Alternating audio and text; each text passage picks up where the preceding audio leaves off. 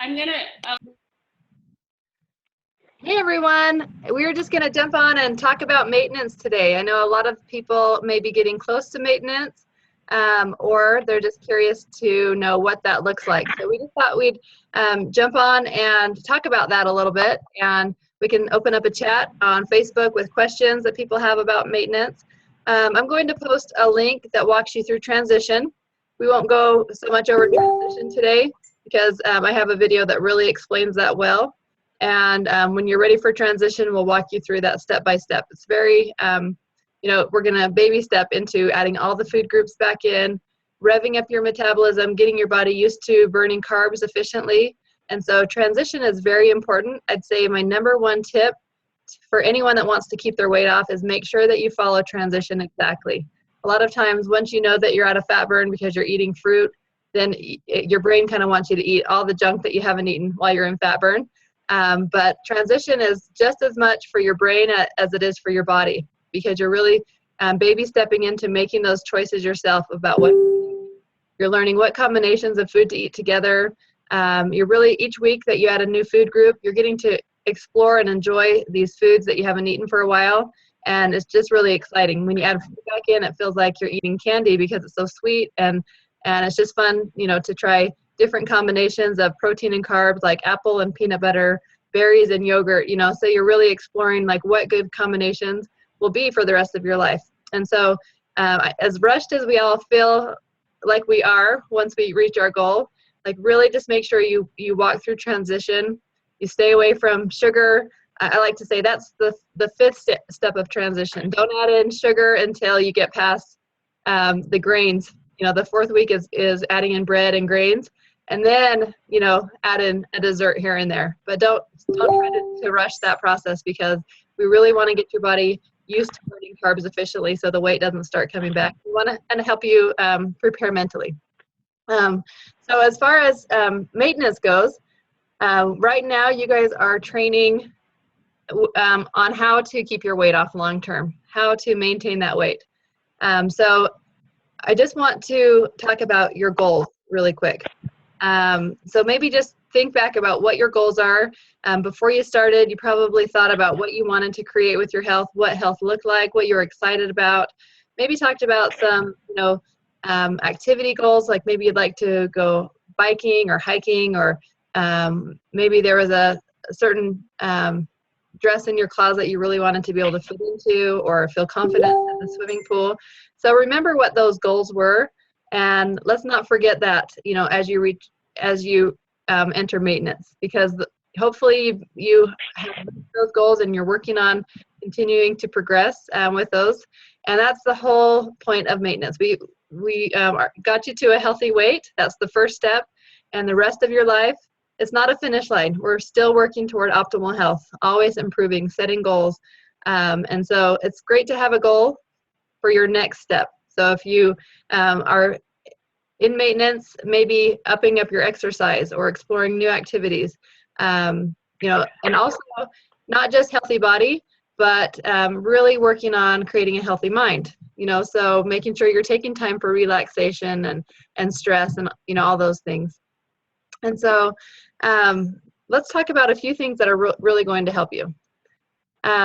Okay, right now, if you are on the program 5 and 1 or 4 and 2, whatever program you're on, we're really practicing these healthy habits. This is not just to get the weight off. This is things that you want to be doing for the rest of your life.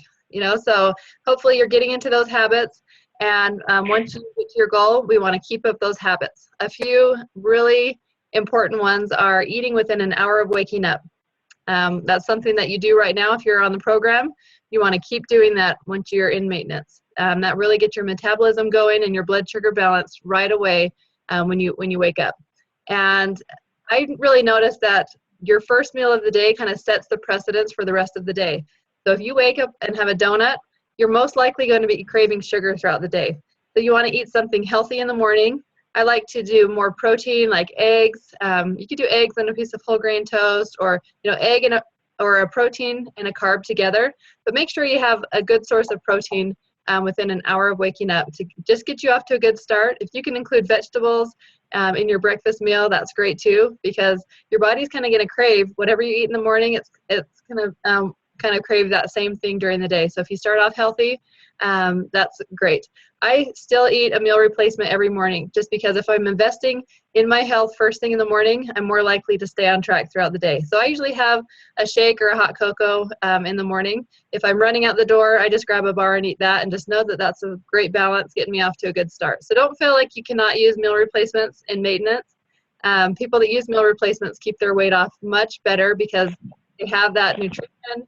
It's convenient, it's perfectly balanced. So even if you're just using 1 or 2 a day, it will really help you stay on track, for those busy times in your life. Eating every 3 hours, that's huge. That's how you're getting success right now to lose weight, by keeping your blood sugar balanced.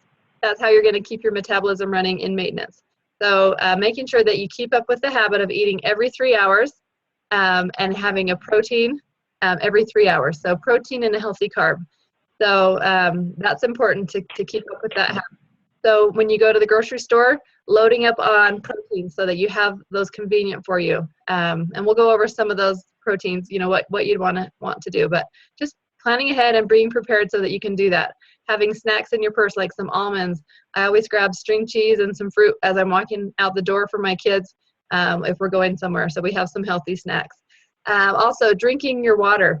You know that that's helping you lose weight right now. And you've probably noticed that when you're not drinking your water, you don't lose as much weight. So same thing when you are in maintenance. You want to keep drinking that same amount of water. That's going to help with your craving, your hunger. You're really going to notice that you're going to stay on track better if you're drinking a lot of water. And so that's the habit that we want to keep up for the rest of your life. So we're going to talk about why it matters that we eat every 3 hours.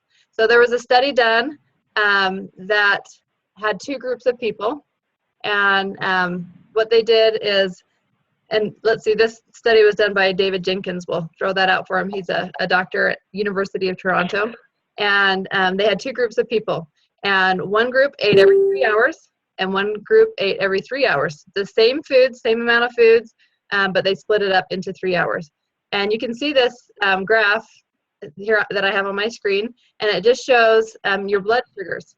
If you let your body go more than 2 hours without eating, your blood sugars drop, and it triggers your body to turn on your insulin pump and release insulin to get that back up. That's its job, is to help keep it stable.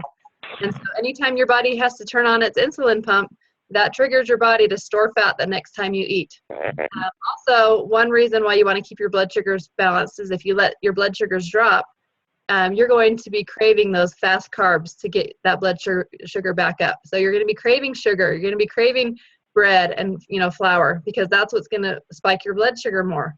And so to reduce those cravings when you're in maintenance, you want to make sure you keep eating every 3 hours, and it also keeps your metabolism burning strong if it's not turning on your insulin pump and triggering your body to store fat. Who wants their body to store fat, right?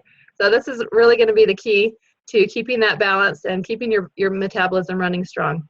Think of it like a fire. If you go camping, you want to be continually putting that, the small kindling on the fire all day long. That's going to keep your fire burning strong. You let it go for a long time and just throw this big log on it, like a big meal, that will, just like your metabolism, it just smothers it. Your body's just going to store all that extra calories as fat, and that's what we're trying to avoid. So that's just kind of a good explanation of why we want to eat every 3 hours, even in maintenance. We want to keep the blood sugar balanced, and that's really going to help with your energy and craving. I'm correcting my insulin now, just so you know. What was that? As I'm correcting my insulin now, I've got my glucometer. Yeah. And my thumb. You're reminding me to do this, so thank you. Good. We have Heather on. Heather is a type 1 diabetic, so she knows all about this blood sugar. And Heather, do you want to share, do you have a second to share just what this program has done for you as a diabetic with your blood sugar? Yeah, hang on, I'm just adjusting my blood sugar right now. So I started this program for sure feeling like this would never work. In fact, I started it in August and quit because it was hard. It was hard on my body. It's a huge change. But like I tell any of my other clients with diabetes, when you first got diagnosed with diabetes, it was a big change, and change is hard on your body. But when you got diagnosed with diabetes, once we did the change and we got you stabilized, you felt better.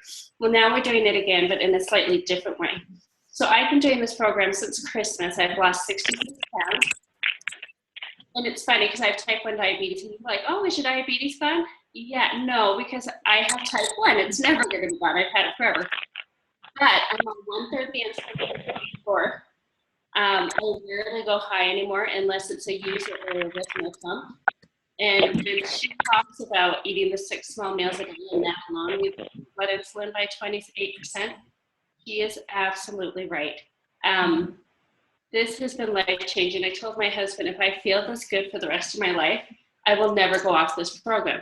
When people were diagnosed with diabetes 50 years ago, they were on a very strict diet. This is what you eat, this is what you eat, this is what you eat.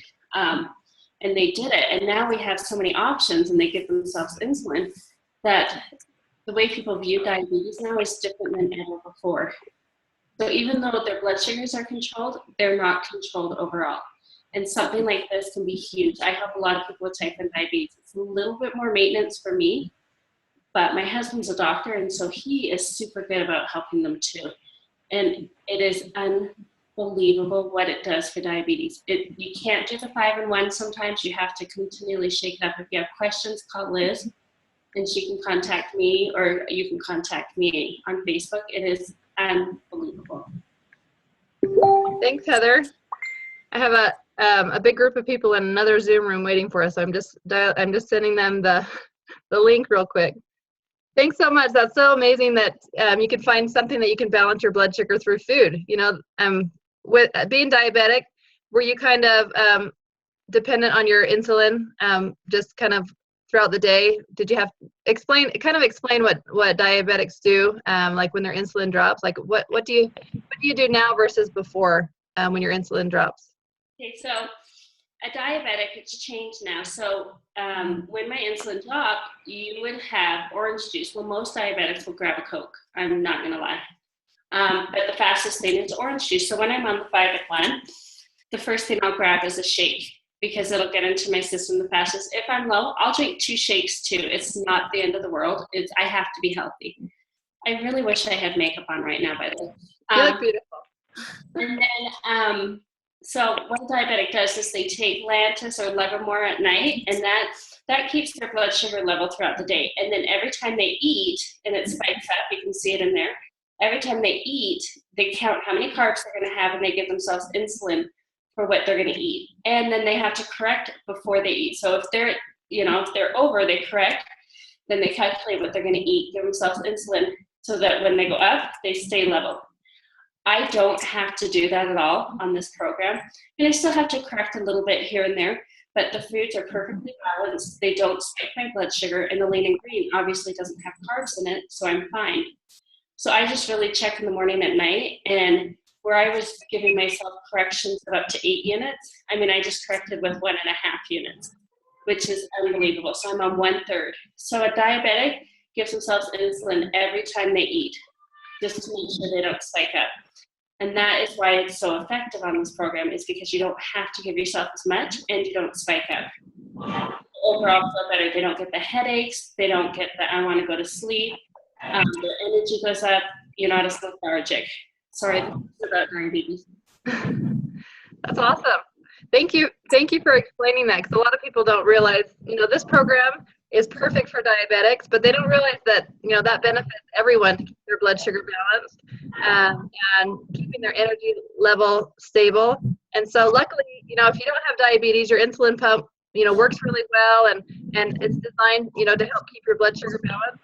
And how good is that you can learn how to balance that through food? Just learning what things are low on the glycemic index to help balance that out. So thanks for explaining that. That's awesome. All right, I have to go to Rex first. Sorry, I'm going to Okay. watch later. Bye. All right, sounds good. Bye. All right. So that kind of explains why we want to keep our blood sugar balanced. All right, we have a bunch of people hopping on now. We were all on our own Zoom, just sitting there waiting. I'm sorry. I posted it in the group and invited anyone. It's not your fault at all. Jeff sent us all a link, so we were all on there like, where's Liz? I'm like, I hope she's okay. So I'm calling you just I'm like sorry. that. Well, I'll just give a refresher, really, kind of what we went over, and we're recording this so we can post it and anyone can watch the playback. But basically, we just talked about setting goals when you're in maintenance. You want to always be setting a goal, what you're going to be working on next. So once you get to your goal weight, it's not a finish line. Don't feel like you never have to worry about, about eating healthy or train to be active and keep up with your healthy habits. This is something that we want to keep up these habits long term. And so we just talked about setting a goal. So maybe it will be an activity goal that you want to run a 5K, or you want to take more time for relaxation because you're feeling really stressed. So you're always wanting to set those goals. And I love our wellness evaluation. I'll post a link on that. But you can see kind of where you're struggling in your life and where you might want to be setting goals. Just always working on your health. And then we just talked about the current habits that we're working on program. These are things you want to keep up for the rest of your life. Eating within an hour of waking up is very important, and having some protein to get the day started off right. And then eating every 3 hours to balance your blood sugar to help control cravings, hunger, your energy level. It's going to keep your metabolism burning strong if you're eating something with protein every 3 hours. And then drinking lots of water. That's a habit we always want to keep up. And then we just talked about why balancing your blood sugar really helps keep your metabolism growing, burning strong, so that your body's not storing fat. Just like right now in fat burn, we're trying to keep our body from storing fat. Same thing in maintenance. We want to keep it balanced so your body keeps burning fat and not storing fat. And we do that by fueling every 3 hours, so your insulin pump never has to turn on to balance that blood sugar. All right. So after you get to your goal weight, we still don't want to have to stress about counting calories and points and stressing about, that. And so this is just a really simple way to fix your plate so you never have to worry about, if you're getting the right amount. I do recommend your first little bit in maintenance to maybe do your Fitness Pal. It's MyFitnessPal is what it's called. It's an app on your phone, just to see how many calories you're getting, to see kind of because that really breaks down how much protein, how many carbs, how much sugar. And so your health coach can look at that with you and just see kind of if you're at a good balance. But I don't want you to have to stress about counting calories for the rest of your life. So just, that first month in maintenance, that's kind of a good way to gauge where you are. You can see if you're gaining or losing and find that good balance. And so once you're in maintenance, this is what I love. I eat off a 9-inch plate, or if you have the bigger plate, just don't let your food get up on the rim. Just keep all your food in the middle. And you want to fill half your plates with fruits and vegetables, a quarter with a healthy protein, and a quarter with a healthy carb. And so if you're going to go to a buffet, or let's say you're going on a cruise this summer, or, I like to walk through the buffet and see what there is first, because like at a potluck, how you start and, something looks good and you start building your plate, and by the end you need 2 plates to get everything. So if you kind of walk through and say, oh, I'm going to have that for my carb, those mashed potatoes, or that roll looks really good, that's going to be my carb. And then walk through, okay, what vegetables are there here? Oh, there's some protein. I'm going to have that for my chicken. So if you kind of scope out what there is first and then build your plate, that's really going to help. And so if you just get a plate and you fill half of it with vegetables, most of the time, maybe add some fruit too, and then protein and a healthy carb, then you don't ever have to count anything or weigh it. Just kind of fill your plate with that healthy balance. And that really helps just to be more mindful. And if you want to go back, if you're hungry, go back for the vegetables and the protein, but try to stick to just, keeping those carbs smaller portions. And so, for example, if you are going to a party and there's going to be dessert after, and it's this cake that looks really good, and you want a piece of that cake. So maybe you'll leave your starches off of your plate for the dinner meal because you're going to save that for dessert, have that for your dessert. And so, and maybe you'll just, load up on healthy things, vegetables and protein, and then enjoy that piece of cake. That was your carb for that meal, and don't feel bad about it, so it's all in moderation. So for example, when we have spaghetti dinner, I like a good piece of French bread occasionally. And so I'll have that for my carb. And instead of noodles, I'll use zucchini noodles, or I love to put spaghetti sauce on cooked cauliflower. And so I'll load up on the veggies, and then also, I'll know that instead of noodles, I can have that piece of French bread, and that's a good balance. I don't have to feel bad. And so that's just a good way, to really find that balance. And so and when you're in maintenance, nothing will be off limits, but you're going to learn smaller portions and not all the time. And so, for example, if you're going out to ice cream once in a while, I have a sister-in-law that's great with this. Oh, I got to eat a string cheese on the way to the ice cream parlor to get some protein, and then the ice cream is her carb for that 3-hour meal. The next 3 hours, she eats something healthier. Or if you make cookies and you really want a cookie, doesn't mean you can't have a cookie when you're in maintenance, but it's about being mindful. Oh, it's not time for me to eat for 20 minutes. When it's my fueling time, my 3-hour fueling, I'm going to have a cookie. And let's see, I'll have a Greek yogurt with that cookie for the protein.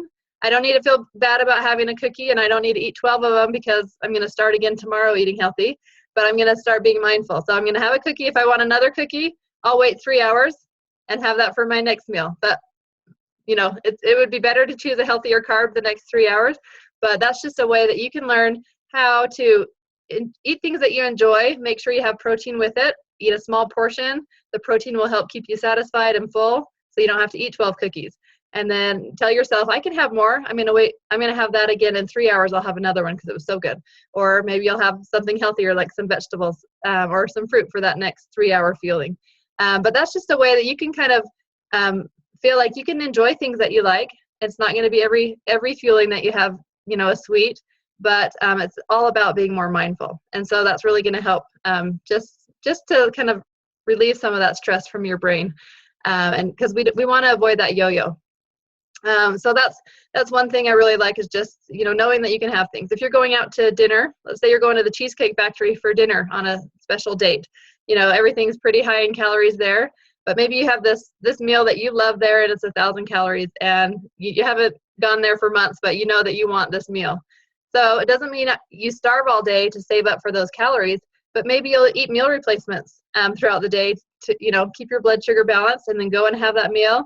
Enjoy it and know that you're probably not going to have that again for 6 months, but not to feel bad about it. So you don't ever want to save up your calories by starving, to make up for something that you're going to have later. But you might just keep it lighter throughout the day. Still have protein and carb every 3 hours, but if you know that you're going to splurge later, then you might be more careful during the day. Or the next day, if it was a surprise and you had ate too much one day, the next day you just kind of want to get back on track and eat really healthy, the next day. So it's all about having more optimal days than not.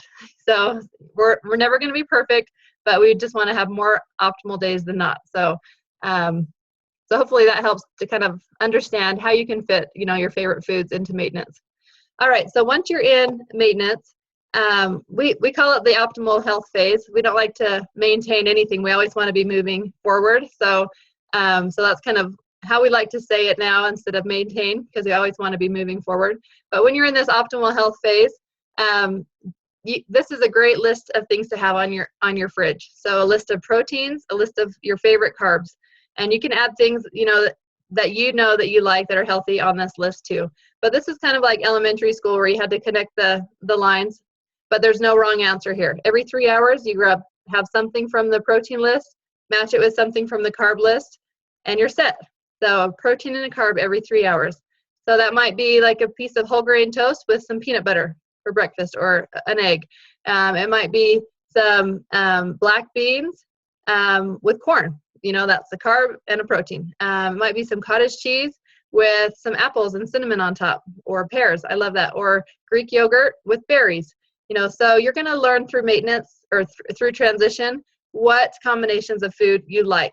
So that's one great thing about transition. And we talked about this earlier before a lot of you are on this call, is you don't want to rush transition. That's the best thing you can do for your long-term weight loss, is going through transition right. Don't rush it. Once you're out of fat burn, don't feel like you can eat all the junk you want.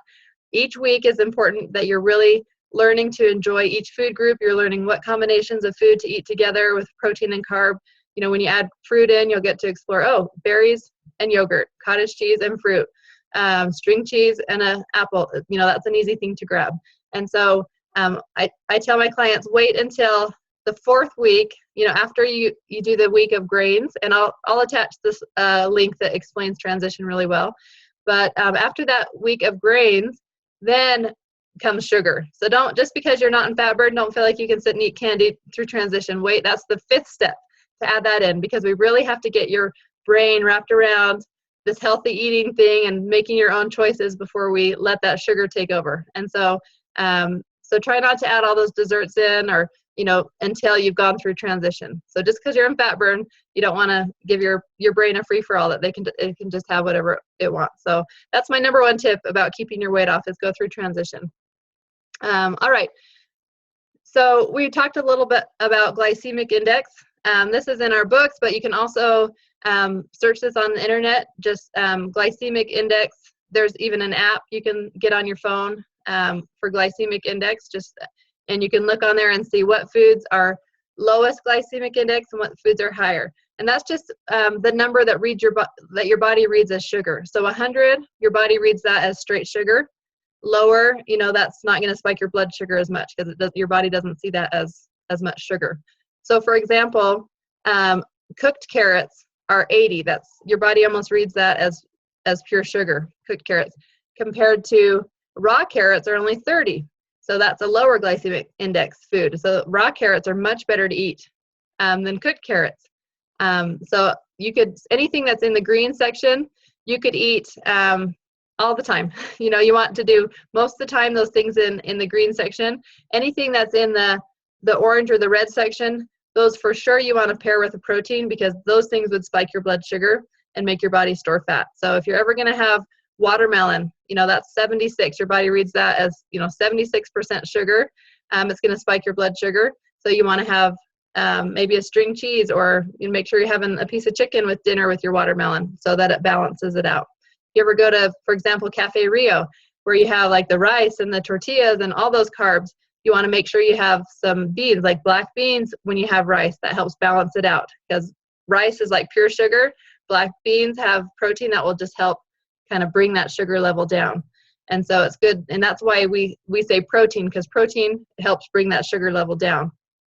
And so, whenever you have blueberries, make sure you have cottage cheese or some yogurt, just to help balance that out. But most of the time, like, try to stay in the green section for most of the time when you go to the store. Like, load up on apples and nectarines and pears and, all your things from your protein list. And the other things are still healthy, but just not as often as the things in the green. So hopefully that made sense. And then, of course, anything that's like flour, sugar, that's 100% on the glycemic index, or rice. Any grain really spikes your blood sugar. So that's why you always want to pair it with something lower. And then for long-term success, make sure that you're keeping in contact with your health coach at least once a month. Give them a call, let them know how you're doing. If you ever gain back more than 3 pounds, make sure you call your health coach and say, my weight's going up, I got to get back on track. And just catch it right away. Don't wait till it's 10 or 15 pounds. Your health coach is there to help you long-term. So make sure you're checking in once a month. If you're doing great, just send them a text. Say, I'm doing great with maintenance. I call it that, but let them know if you're struggling, because they're there to help you. And then I think probably the number one thing you could do to keep your weight off and your health, moving forward, is paying it forward. If you can help someone else get healthy, that's going to keep your head in the game. You always want to kind of keep your feet in the health pool here, like in our health community, because that's going to help you stay on track. So if you have someone that you've noticed needs to get healthy or has been asking to get healthy, you can coach them. Your coach can help you coach them. That's really going to help you stay on track for the long run. So you're not going to go backwards when you're helping someone else move forward. So even if it's just to keep your weight off, that's a great reason to help someone else get healthy. And then you don't want to treat this as a diet because you're going to gain your weight back. If you're looking for a finish line, I can't wait to get this 50 pounds off, then I'll be done. Then you're going to gain your weight back. Like, this is a journey. Once, this is just the first step. So start thinking about what's next after I get that weight off. Oh, I want to be more active. I'm going to, so don't think of this as diet food that's just going to get your weight off. This is just a lifestyle change. All this healthy food that you're eating, the vegetables, finding new recipes, that's what's going to help you have long-term success. If there's a finish line and then you're going to go back to your old habits, you'll probably be back on 5 and 1 and in a few months getting that weight off again. So that's the best way to keep moving forward, is just look for what you can do next to stay healthy. And then always be using your Habits of Health book, your book that came with the program as your guide. Go back to it. There's lots of great resources. There's 100-calorie snack ideas in there, lots of things to help you. And so just keep learning about health. And, that's really the basics about maintenance, keeping up with your good habits, checking in with your health coach, and just learning how to fix a good plate, like keeping that balance and that moderation. Let's open it up for questions. What questions do you guys have about maintenance or even transition?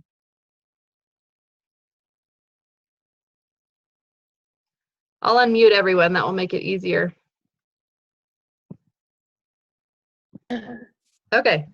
Okay, so when we're in maintenance, I guess when we have our total calories, I guess I have some confusion on are we only having two lean protein sources a day, or that we need to have a protein with every snack if we're having something? So I just need a clarification on how many of each food group is there a guideline on that, or are we just going to follow those general, just if you're going to have a starch, put a protein with it, and just make sure you have two good lean sources. And then the second part of that is, what is our lean portion size?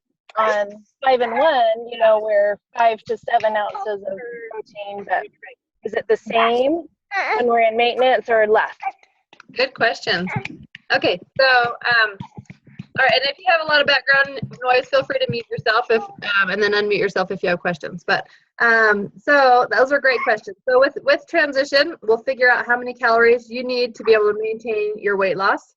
So that's going to depend on how much exercise you do, how old you are, what you weigh. So there's a great calculator in clienthealthtips.com that we can just figure out where you need to be. We'll follow transition exactly where the 4th week of transition, you had an extra lean and green meal in. And so once you get, and so by the time you finish transition, you'll be doing like 2 lean and green meals and 4 like protein carb snacks a day. And so for your, as far as how many vegetables and things that you eat during maintenance, I try to do 6 to 7 vegetable servings a day. So usually I'll do like a lean and green lunch and dinner. And they don't need to be as big of portions unless you're exercising really hard. But I try to stay around about the same amount of protein per day when I'm in maintenance, between 80 and 100 grams of protein a day. And with carbs, you're going to be higher because it's, you're not restricting your carbs as much. But I try to stay between like 150 to 180 carbs per day at most. And so it's not going to be a perfect balance anymore like you are in weight loss. But the nice thing is that you're not going to have to weigh and measure, but you do want a good serving. Like, you want to keep your lean and green kind of similar, even in maintenance. I still try to do lean and green most nights. And then for lunch, a lot of times I don't do like the whole big serving of protein, but I'll do like 1 egg in the morning. And then I'll do like a little bit of chicken and salad or something.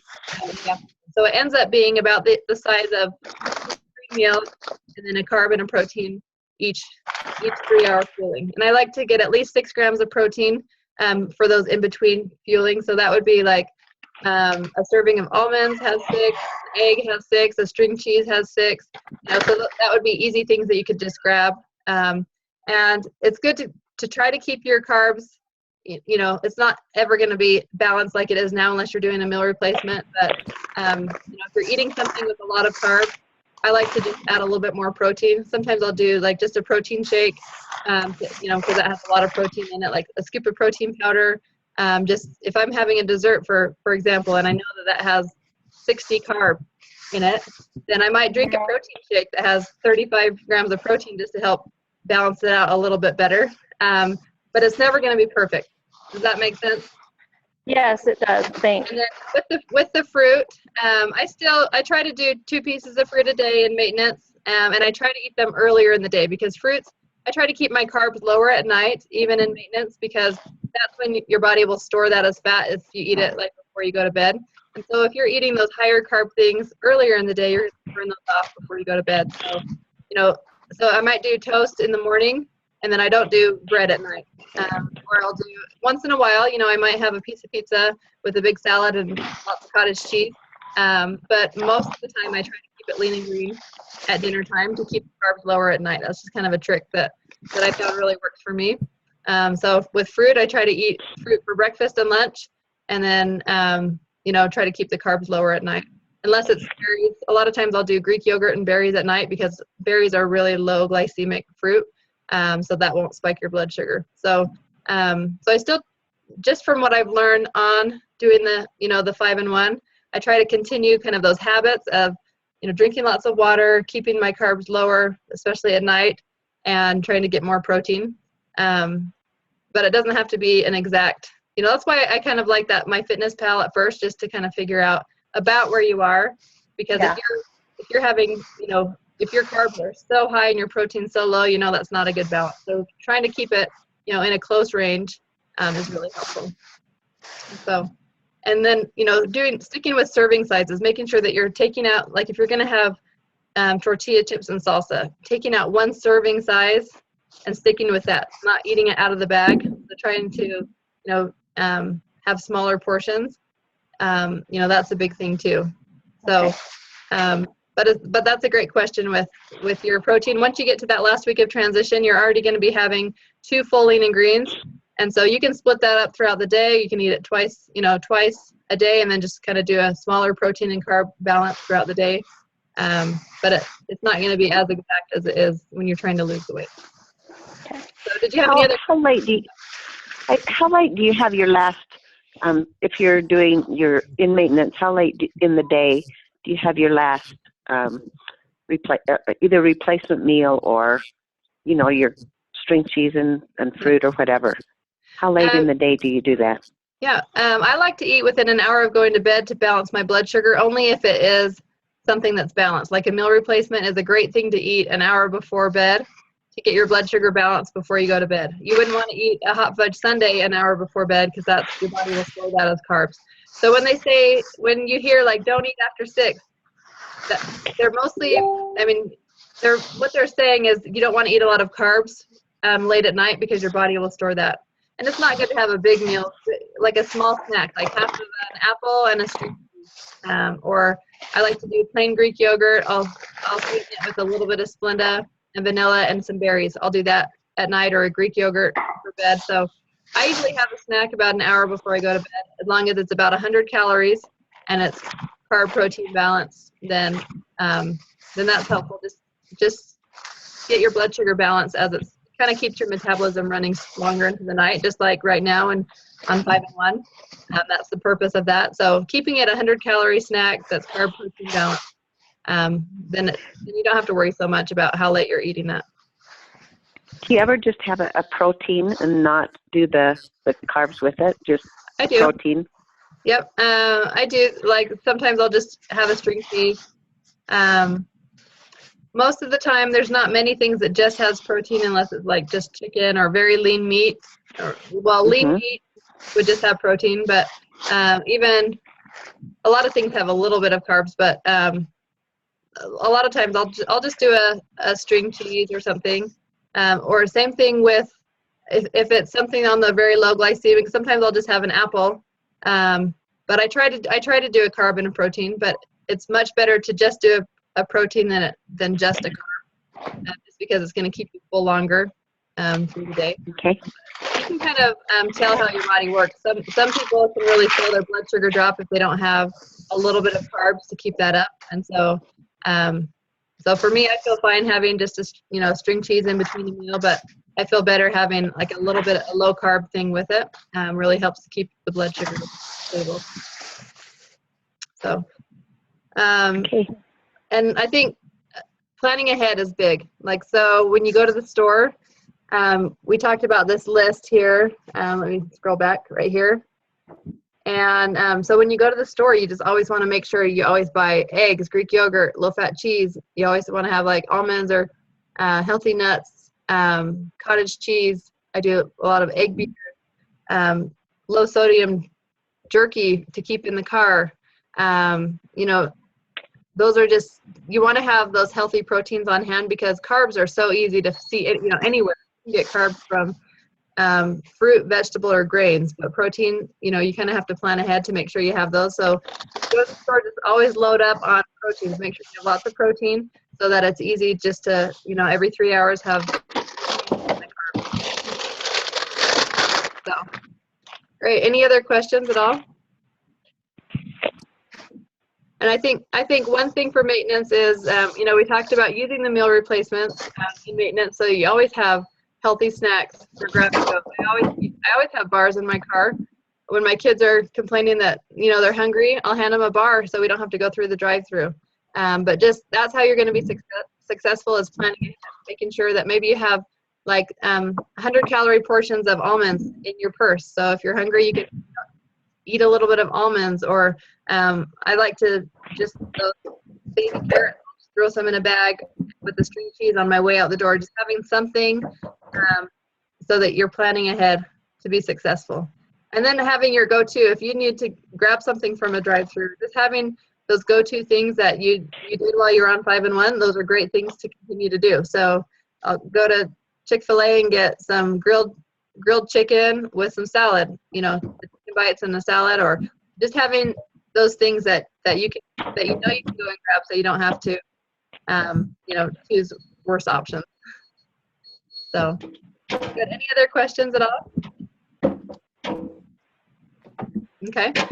And one thing to remember is, don't be afraid of, and we talked about using meal replacements in maintenance, and that is helpful. And don't be afraid of going back on 5 and 1 if you need to. If you go on a vacation and you gain 3 pounds, sometimes after a vacation, I'll just go on 5 and 1 for a week just to get back in good habits, because a lot of times our habits slip when we're traveling. We don't drink as much water. We're not getting the sleep we need. So sometimes I'll just do that for a week just to kind of reset my habits. And then you don't have to transition if you only do it for a week. Just start eating healthy after that. And so don't feel like you can't ever do that. It's, you don't want to use it as a crutch, like you're always on 5 and 1. But if something happens and you gain 5 pounds, just get it off quickly and continue moving forward. But if 5 and 1 is not a good fit for you, sometimes going back on 5 and 1 can be hard.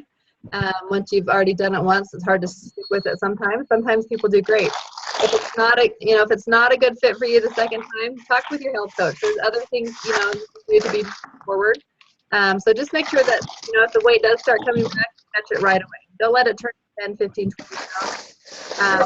Catch it when it's at 5 pounds. That's easy to get off in a week or two, and then get back, back into your good habits of healthy eating. So it's just a great tool, just like your washing machine. Don't think that you're a slacker because you use a washing machine and you don't wash your clothes by hand. It's a great tool that can help you, get to where you want to be quickly, and then put you in a place that you can continue moving forward. So, good. All right. Any other questions?